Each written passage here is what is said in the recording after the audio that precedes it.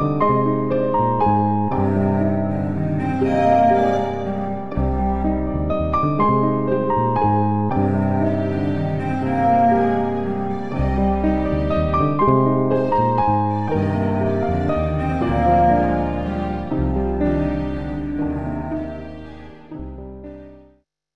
je vous pose cette question, qui est Hildegard de Bingen pour vous? Je pense que nous aurions autant de réponses différentes que de participants. Chacun, chacune, nous avons une idée différente sur elle, et c'est bien normal, et c'est justifié.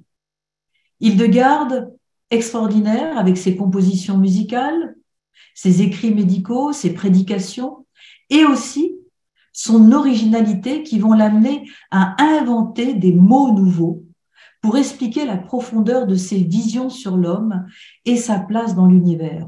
On pourrait dire qu'elle est une femme de la Renaissance. Un homme, 3 siècles après elle, en 1490, Léonard de Vinci, homme de la Renaissance, lui aussi s'intéresse à la place de l'homme dans l'univers et il conçoit et il dessine l'homme de Vitruve. Le voici. C'est sans doute l'une des œuvres les plus connues dans le monde. Dans cette représentation que vous voyez, il reprend les idées de Vitruve, 1er siècle avant Jésus-Christ, architecte, ingénieur romain, sur les proportions idéales du corps humain. Ce dessin représente un homme dans 2 positions superposées à l'intérieur d'un carré et d'un rond, suivant les proportions les plus exactes de l'anatomie humaine. L'homme de Vitruve, le symbole de l'humanisme, l'homme y est ainsi considéré comme le centre de l'univers. Ses proportions sont basées sur des structures mathématiques qui symbolisent l'harmonie de l'univers et vont servir de mesure pendant des siècles pour l'architecture, la sculpture et d'autres domaines, sans parler de la célèbre agence de recrutement Manpower qui en avait fait, rappelez-vous, son logo publicitaire. Merci Thomas de retirer la diapo. Entre le 1er siècle avant Jésus-Christ et le 15e, Hildegard. Hildegard qui voit aussi, elle, l'être humain, l'homme, au centre de l'univers, un homme qui se reçoit de la Trinité. Oui, vous avez bien entendu, un homme qui n'est pas une unité de mesure, non, mais qui peut donner toute sa mesure grâce à la Trinité et dans la Trinité. Hildegard de Bingen, la conscience inspirée du XIIe siècle. Cette expression est de Régine Pernoud. 3 siècles avant la naissance de Léonard de Vinci, a eu cette vision de l'homme, bras étendus sur le globe de la Terre. Une image qui met l'homme au centre de l'univers et qui est familière dès le XIIe et qui nous transmet un autre savoir, une connaissance qu'Hildegard, mystique, visionnaire, a précisément reçue de Dieu dans ses visions. Nous pourrions nous arrêter longuement sur l'étendue des capacités hors du commun de cette abbesse bénédictine, aujourd'hui sainte et docteur de l'Église. J'ai choisi de zoomer ce soir sur un aspect, l'homme, dans les visions d'Hildegard et quelques aspects de son enseignement sur les remèdes pour notre guérison spirituelle. Alors nous aborderons dans une première partie sa vision de l'homme, corps, âme, esprit, puis ce qu'il en est de la maladie, des remèdes pour sa guérison spirituelle. Et enfin, nous terminerons par sa vision de l'homme guéri, sauvé et aimé dans la Trinité. Pour comprendre Hildegard, il nous faut tenir compte d'un arrière-plan spirituel, sa vision du Père, du Fils, de l'Esprit. Cet élan, ce bouillonnement qu'il y a au cœur de la Trinité. Elle écrit « Celui qui aime, qui peut, qui sait, c'est Dieu. C'est moi l'énergie suprême. C'est moi qui ai enflammé chaque étincelle de vie, entend-elle dans son premier grand écrit, le Sivias. Et nous voici maintenant avec cette représentation. Cette énergie divine, essentielle et triple, elle est éternité, c'est le Père. Elle est Verbe, c'est le Fils. Elle est souffle de communion, c'est l'Esprit. C'est cette vision que vous voyez en ce moment qu'elle a dans le Sivias, et elle entend, puisque à chaque vision, puisque Hildegarde est une visionnaire, à chaque vision, elle voit et elle entend. Et elle entend cette voix qui lui dit « Tu vois une splendide lumière qui n'a pas d'origine. Elle désigne le Père. Et dans elle, une forme humaine, couleur de saphir, désigne le Fils. Donc au cœur, cette lumière jaune, c'est le Père. Au cœur, Thomas. Au centre, non, pardon, on peut revenir? Merci. Le Père, c'est la lumière jaune qui est au cœur. Au cœur, la forme humaine, couleur de saphir, désigne le Fils, engendré par le Père, puis le Saint-Esprit qui entoure le Père. On peut enlever la diapo. Dans la vision de Hildegarde, Dieu est le cœur, la source, la vie absolue, la vie de toute âme, car elle nous dit, elle va nous le répéter souvent, Dieu est un feu vivant, un feu par lequel les âmes respirent. Alors de quel feu parle-t-elle? Du feu du buisson ardent. Le buisson ardent dans l'Exode, avec Moïse, ce feu qui révèle son nom, je suis celui qui suis, ce feu qui ne se consume pas. L'homme, lui, dans sa vision, est comparé à une énorme construction dont le centre est constitué par l'incarnation, le Verbe.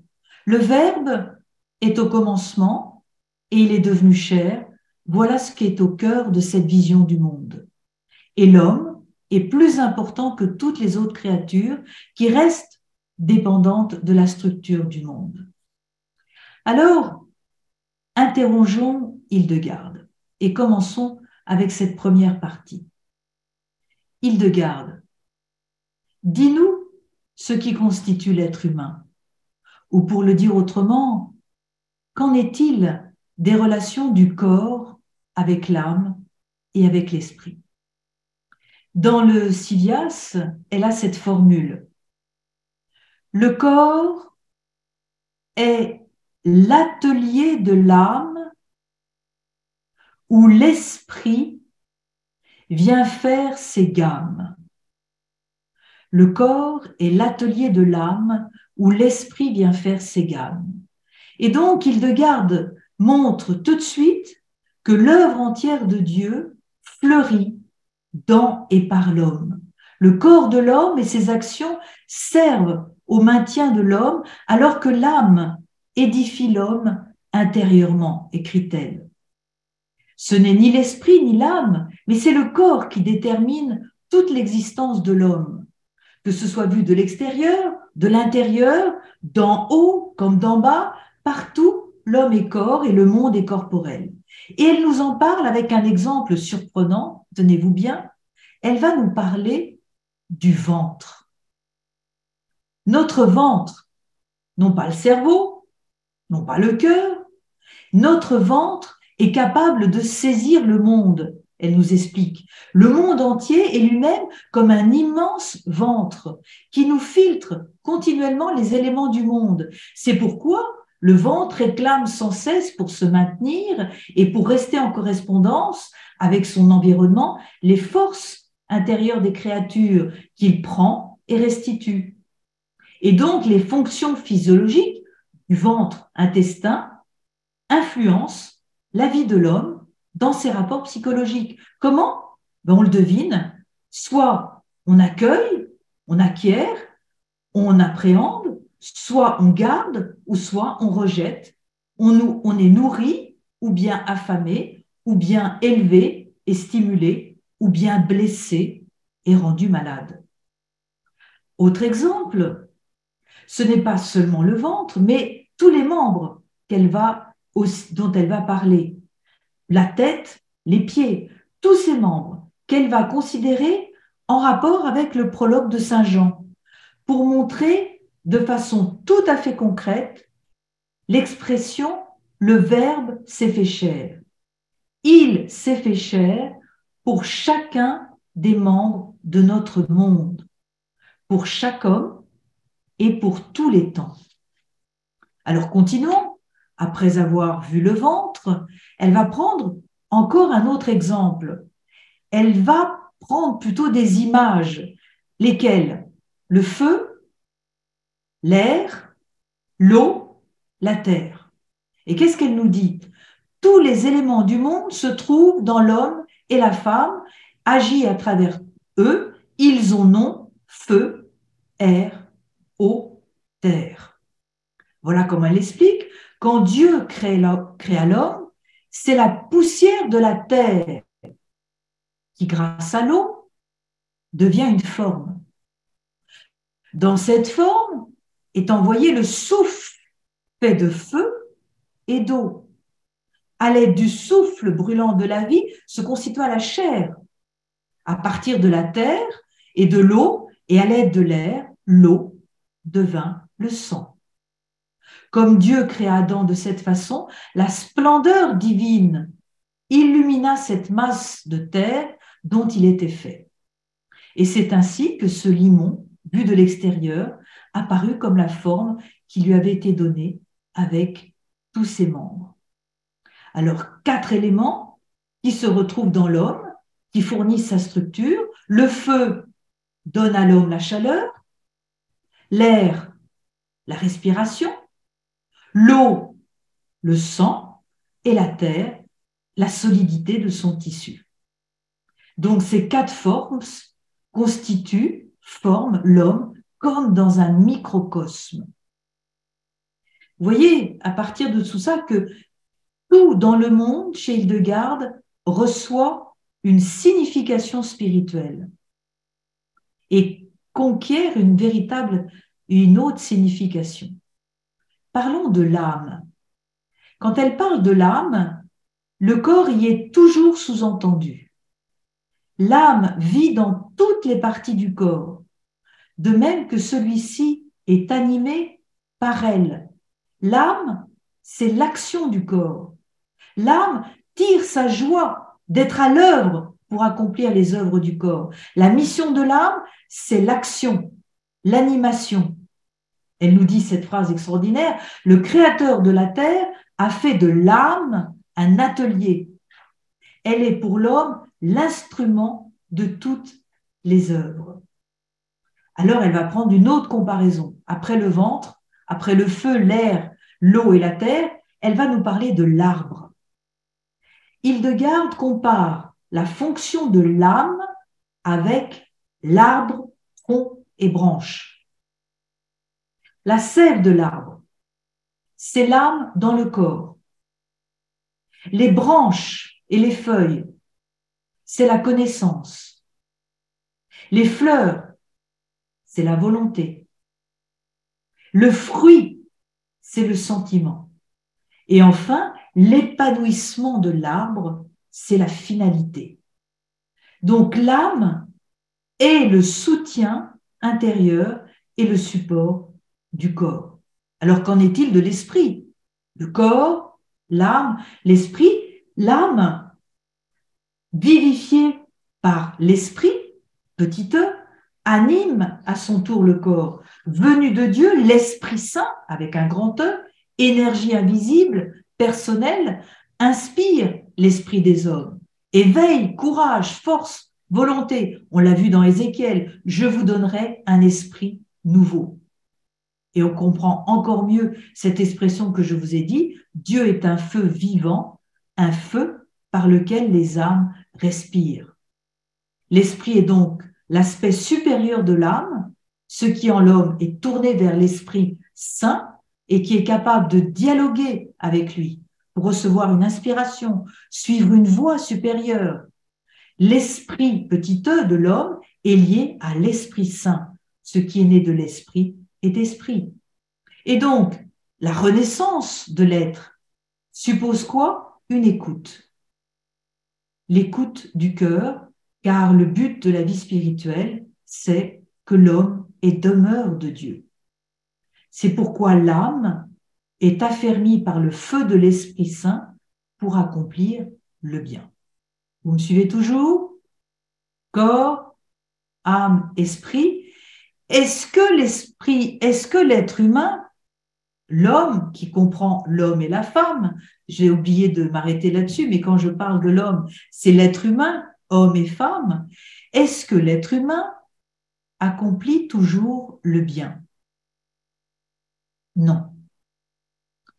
L'être humain refuse. Et en refusant de pratiquer le bien et d'être dans le bien, il devient vulnérable, malade.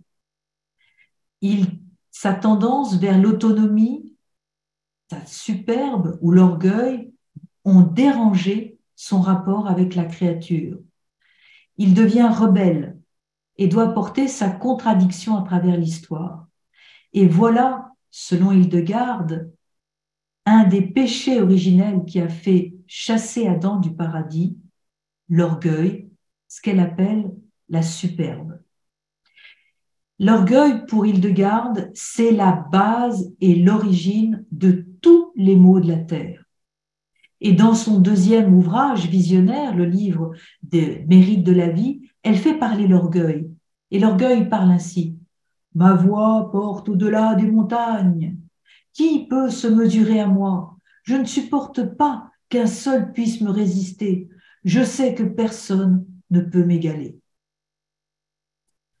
Par conséquent, c'est la relation de l'homme avec le Christ qui va permettre la guérison de son âme, qui va permettre le rayonnement de la grâce, car il est le médecin, il est le salut du monde, écrit Hildegarde. Alors entrons dans cette deuxième partie et posons la question à Hildegarde. Quels sont les remèdes que tu nous proposes à nous, grands malades? Parmi les nombreux remèdes spirituels proposés par Hildegarde, j'en ai choisi 4. Le premier fait le lien avec une autre conférence donnée il y a un an, vous en souvenez peut-être. Cette vertu, c'est l'humilité, ce moyen de revenir. L'humilité qui s'oppose à l'orgueil avec courage. Et là encore, elle fait parler l'humilité. Et voilà ce qu'elle dit. Pendant que la chair élève la colline de l'orgueil, l'âme, en établissant l'humilité, incite l'homme à ne plus traîner sur les chemins de la frivolité. De même que les vallées sont protégées des inondations par les barrages, de même les hommes le sont du mal par l'humilité. Donc, l'homme, l'être humain, la femme, n'est grand, n'est unique que par cette humble conscience de Dieu. Ou pour le dire autrement, par sa dépendance joyeuse et confiante avec son Créateur. L'humilité, c'est cette conscience paisible d'être toujours et à chaque instant accompagné. Elle nous dira, l'humilité ne détient rien, elle maintient tout au sein de l'amour. C'est une véritable médecine, un trésor de la médication. Alors, si c'est une médecine, le médecin, que fait-il? Il aide le malade, désireux de guérir avec cette miséricorde que chacun est prêt à exercer pour l'autre.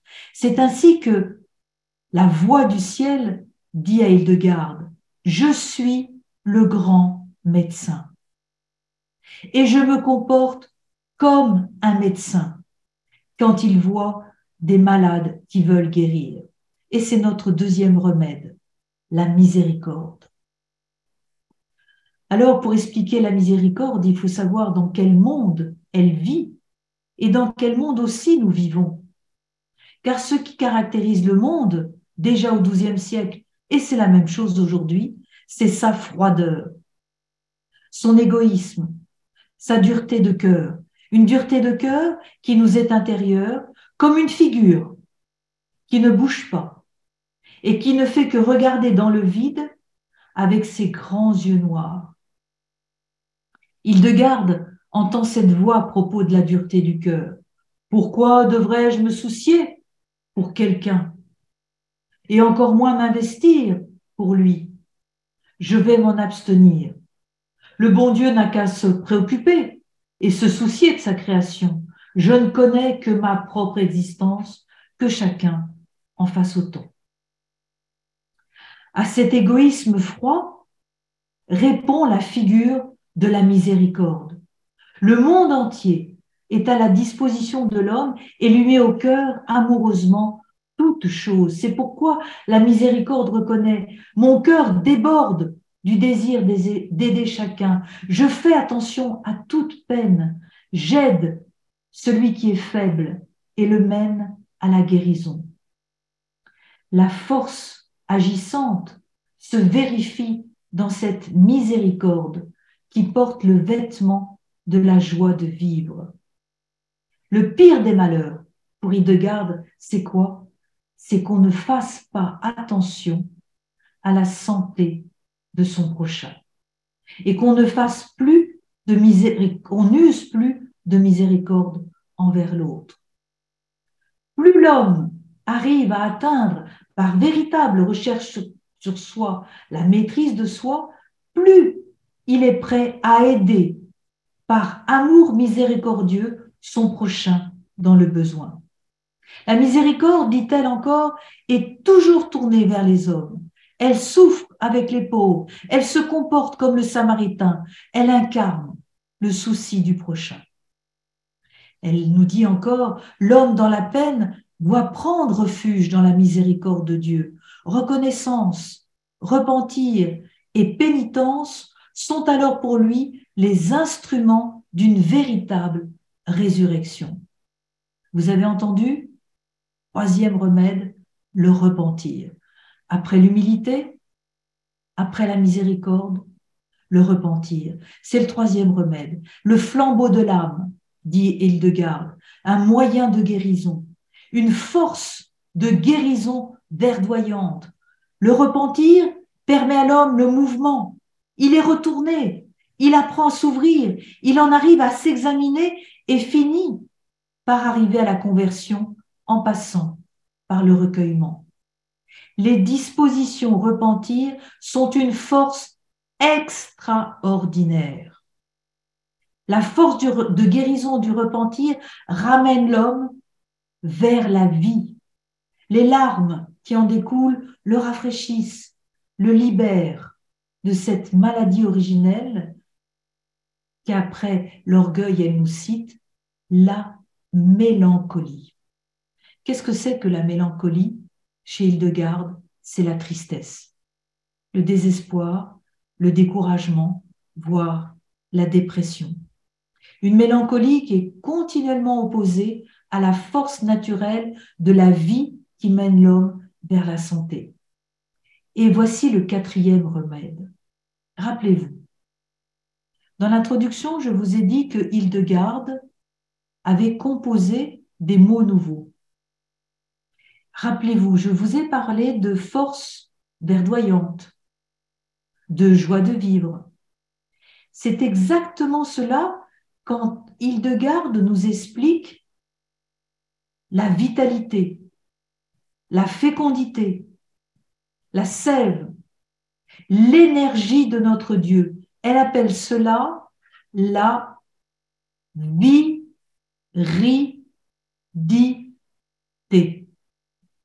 la viridité, la puissance de vie d'un être. Pas la virilité, non. La viridité qui vient du latin viriditas, verdeur, ce qui est vert, ce qui est verdoyant, la force verdoyante du corps. Alors, cette viridité, c'est la fraîcheur verdoyante de la vie de toute chose. Où est-elle? Elle nous explique. Dans les animaux, les poissons, les oiseaux, les plantes, les fleurs, les arbres, dans toute la beauté du monde, elle existe dans le brin d'herbe. Elle est aussi dans les... Elle dit, il existe une force qui vient de l'éternité et elle est verte. C'est ça la viridité. Et elle est dans toute l'histoire du salut. Elle est puissante dans Abraham, le père de la fécondité. Elle se manifeste dans le Christ, car il devient homme dans le giron vert de la Vierge et dans l'Esprit Saint. L'Esprit Saint qui verdoie, il donne du fruit. Cette puissance de vie, c'est la viridité et c'est l'Esprit Saint. Alors le centre de son enseignement, le voici, l'œuvre du Père dans le Fils est, du verbe être, la force verte de l'Esprit. L'œuvre du Père dans le Fils est la force verte et lumineuse de l'Esprit. Alors posons-nous la question, comment cette viridité agit-elle dans un processus de guérison? Nous savons que la maladie, qu'elle soit spirituelle, psychologique, est une déficience, un manque, une absence. Adam, après la chute, s'est obscurci. Cette lumière verdoyante s'est transformée en amertume, en tristesse. Il est devenu fragile, malade, peureux. La force viriditante s'est affadie.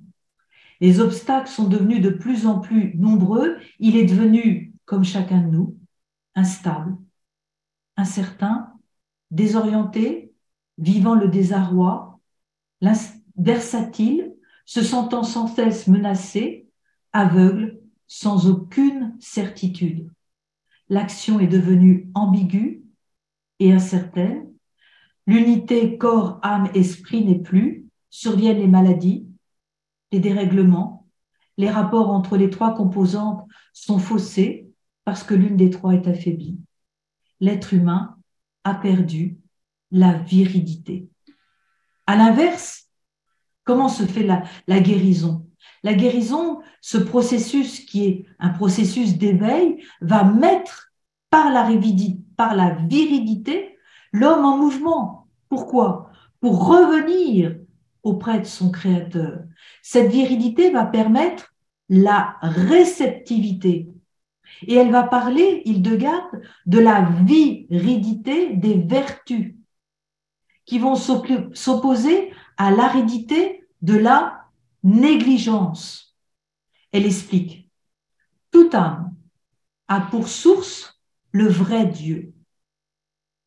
Elle doit choisir ce qui lui convient, rejeter ce qui lui déplaît, car elle connaît au fond d'elle-même ce qui est bon et ce qui est mauvais.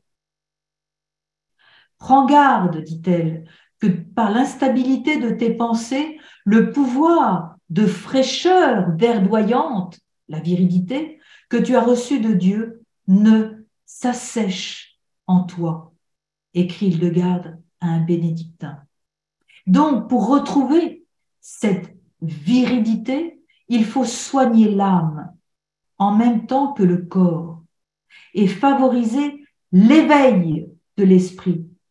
Car c'est l'homme, dans toutes ses dimensions, qui doit être en bonne santé. Soigner l'âme, c'est s'efforcer de la garder en état de grâce. C'est la perpétuelle jeunesse. La guérison sera de faire rejaillir la viriditas, ce ver de la vie, rafraîchissant, rajeunissant, toujours créatif. C'est ainsi que la santé est un engendrement permanent à partir des sources de la vie, un processus vivifiant qui transforme les domaines de l'esprit. Le but final d'une conduite de la vie, c'est la formation totale de l'être humain. Et nous arrivons à cette troisième partie. Hildegarde, dis-nous, comment as-tu vu l'homme dans cette formation totale? Quelles sont tes visions de l'être humain? Nous l'avons vu, le centre de l'univers, pour Hildegarde, c'est l'homme, c'est le Christ. C'est dans et par le Christ que chacun catalyse en lui-même le rétablissement de l'univers. L'union, la communion, le dialogue constant avec le Christ fait de chacun de nous un réceptacle actif de toutes les énergies de vie. En d'autres mots, je ne deviens moi-même qu'en m'ouvrant à la grâce du Christ. L'amour a créé l'homme, l'humilité l'a délivré. L'amour existe de toute éternité et a fait sortir dès l'origine toute la sainteté des créatures. Ce qui veut dire que Hildegarde ne présente donc pas la vision d'un homme perdu dans un univers mécanique, mais le rétablissement d'une harmonie jaillissant du plus intime de son être avec sa dignité. Elle rend à l'homme sa responsabilité.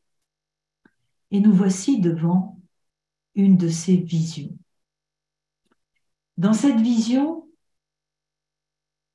qu'Hildegarde voit dans son livre, le livre des œuvres divines, il est principalement question de la nature de l'être humain et de son volet médical. La symbolique des couleurs montre quoi? Que l'être humain est inscrit à l'intérieur de la Trinité. Sur le fond or, la vie divine. Le cercle extérieur rouge exprime le Saint-Esprit. Le bleu, c'est le bleu des eaux de laquelle se détache l'homme et traduit son humanité. Regardez en bas.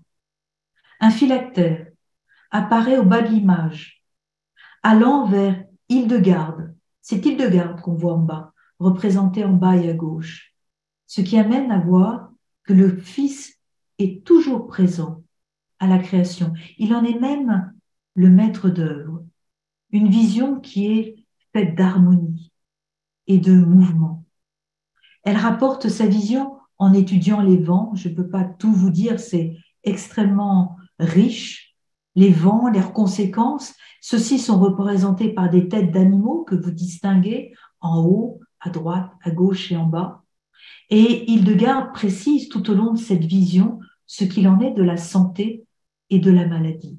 Son analyse, et bien évidemment en fonction de sa science du 12e, est intéressante. Les animaux symbolisent les vents, les vertus, envoient leur souffle dans les différents cercles du cosmos où l'homme se situe, mettant en évidence sa liberté personnelle. La figure humaine, au centre des différents cercles, est faite d'harmonie et renvoie à la créature parfaite. Elle évoque cette deuxième vision que nous avons vue tout à l'heure. Est-ce qu'on peut voir l'autre diapositive? Voilà. Elle évoque cette deuxième vision que nous avons vue tout à l'heure, où le Fils est représenté de manière analogue au centre de la Trinité, comme on l'a vu plus haut. Alors la voix donne le sens de cette vision. Lorsque le Christ nous tient, lorsque nous reposons sur les 7 dons de l'Esprit Saint, nous ne pouvons plus être renversés par les ouragans, par les tentations. Comme le dit le prophète Habacuc, « Le Seigneur est ma force. Il rend mes pieds pareils à ceux des biches, il porte mes pas. » Entendons-le ainsi, Dieu qui m'a créé, Dieu qui est le Seigneur et qui a pouvoir sur moi est ma force. Sans lui, je suis incapable de tout bien, car c'est lui qui me communique l'esprit de vie, source de ma vie, source du mouvement qui m'anime, car c'est lui qui me permet de m'orienter sur tous les chemins que je prends. Que chaque homme aime Dieu, elle entend cette voix, que chaque homme aime Dieu, ouvre à ses paroles tout son cœur, ses paroles sont pour le salut du corps, pour le salut de l'âme. Le centre actif de tout l'univers, c'est la Trinité. Les anges, le cosmos, l'homme reçoivent d'elle la vie, l'agir, l'énergie, la virilité. Alors, souvenons-nous de ce que nous avons projeté tout au début. Merci, Thomas, de nous projeter la prochaine diapositive. L'homme, le voici, de Léonard de Vinci.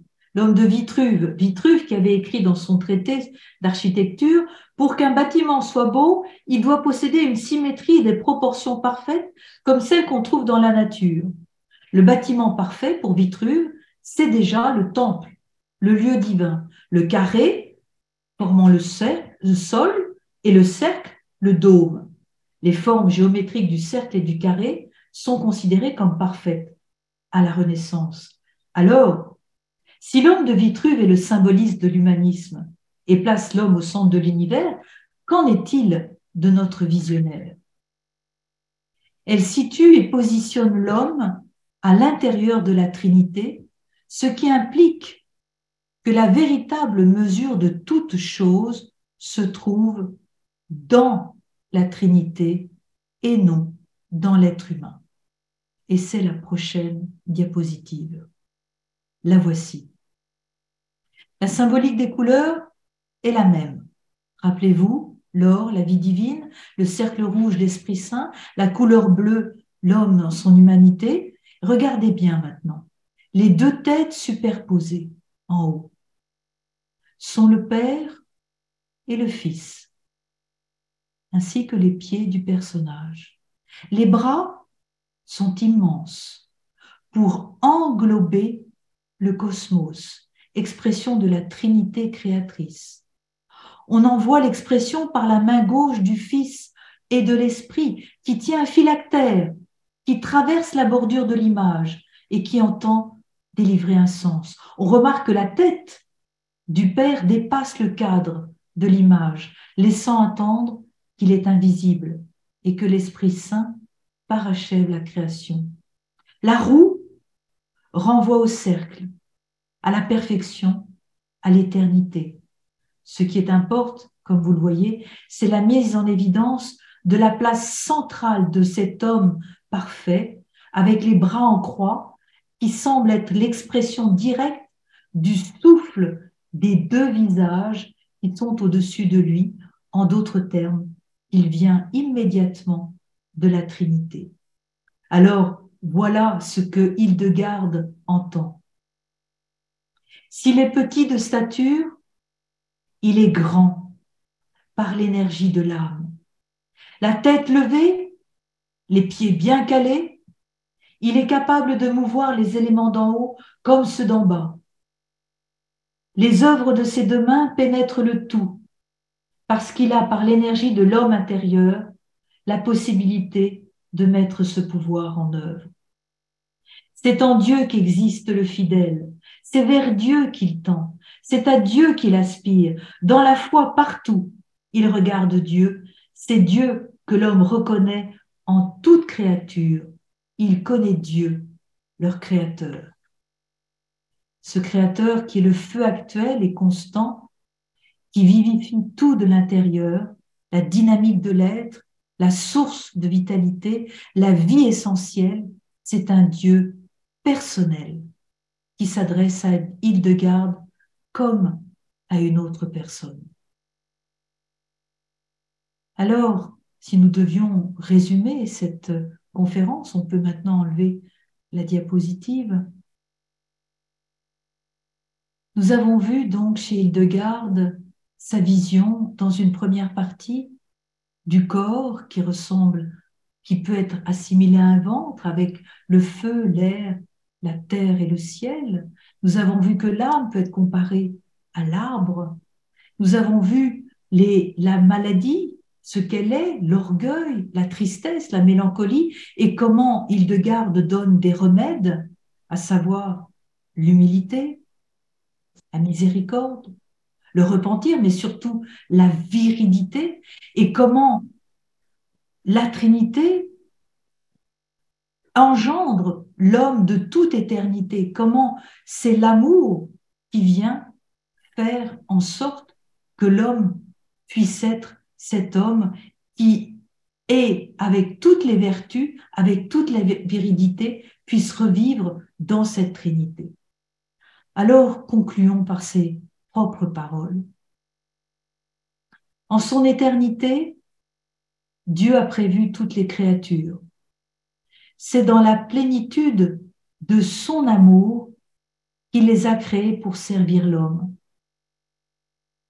Et il a associé l'amour à l'homme, comme la flamme est associée au feu. De la racine de l'amour résonne le Verbe qui prend figure dans l'œuvre. Du cœur du Père vient la sagesse. Chaque œuvre doit être exécutée avec une sagesse qui soit perceptible pour la voir et l'entendre et connaître les joies de la vie. À une telle vie dans la joie, il faut, nous dit-elle, que l'homme, que l'être humain s'aime lui-même. Car si tu aimes Dieu, tu aimes aussi ton propre salut. Et comme en tout cela, tu t'aimes toi-même, tu aimeras aussi ton prochain. Car le noyau du monde est l'amour, dont il est écrit « Celui qui se reconnaît en vérité ne va pas dépasser les bornes, ni en hauteur, ni en largeur, puisque l'amour est au centre. Il ne dépasse ni ne renverse quoi que ce soit, il ne monte ni ne descend, il ne se perd pas parce que l'amour est et reste le noyau de tout l'être. Le cercle se referme, l'amour est le principe, la fin de la création, il en est la cause principale comme il est de l'incarnation, l'amour nous a sauvés, l'amour mènera le monde à son achèvement, l'amour ne reste jamais isolé. Avec le don de son amour, Dieu vise l'homme, il compte sur nous, il nous fait confiance, c'est pourquoi nous pouvons avoir confiance en lui, nous sommes accueillis dans les bras, dans ses bras, avec amour, par pur amour.